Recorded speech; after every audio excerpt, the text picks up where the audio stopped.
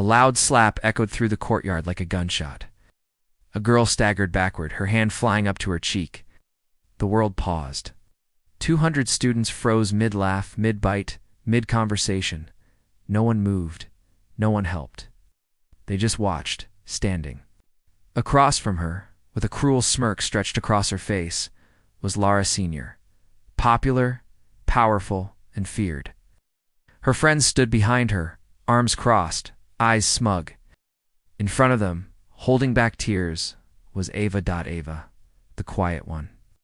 The girl who wore oversized sweaters and sat alone in the back. The girl who never spoke unless asked. The girl no one thought would fight back, until that day. 3 months earlier. Ava had transferred to Crestwood, high with hopes of starting over. Her family had just moved to town after a bitter divorce. Her mom was working 2 jobs, barely. Home. Her dad had stopped calling altogether. She thought maybe here things would be different. But they weren't. By her second week, whispers followed her down the halls. She's so weird. Why does she always eat alone? I heard she lives in that motel off Route 9. It wasn't long before the whispers turned into laughter. The laughter turned into pranks. Then the pranks turned into something worse. The Bullies Lara was the queen bee of the school. Rich, popular, and ruthless. Her circle included Vanessa, the sneaky one who always filmed everything, and Ivy, the silent one who followed orders. They targeted Ava because she was an easy win. She didn't talk back. She didn't cry in public. Just swallowed it all. Until she couldn't. The breaking point the day of the slap. The school was celebrating Spirit Week. The courtyard was packed with students, teachers, music, and cameras.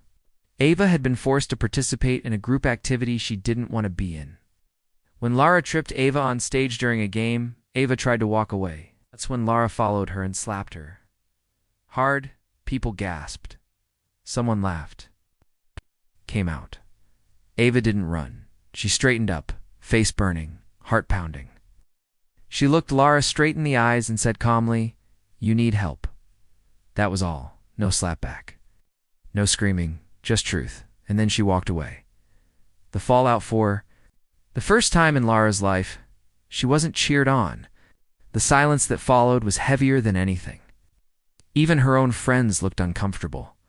The video spread across school like wildfire. But this time, no one was mocking Ava.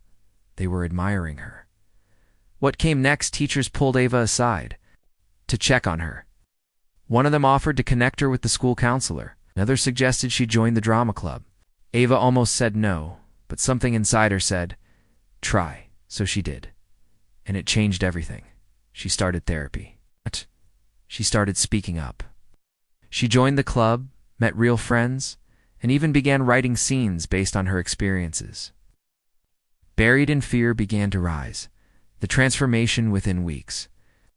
Ava was performing in front of the same students who once laughed at her. Her performance in the school play left the auditorium in tears. Her monologue about strength, survival, and silence felt like it spoke to every forgotten soul in the crowd. Even Lara was there for the first time. She looked small. The turning point after the show, Lara came backstage. It's not to mock, not to hate, to apologize. "I didn't know you were going through all that," she whispered. "I was just trying to stay at the top." Ava didn't smile. She didn't offer forgiveness. Not yet, but she said, "I hope you find something real to hold on to." The message of a story spread beyond her school. The video of her standing tall after the slap had millions of views. But more than that, it inspired change. The school introduced anti-bullying programs. Ava was invited to speak at events. Students who felt invisible started sharing their stories. The lesson what Ava taught. Everyone that day wasn't about fighting back with fists. It was about standing tall when you're most broken, about responding with strength, not vengeance, about using pain to build something better. Final words, Ava's life didn't magically become perfect.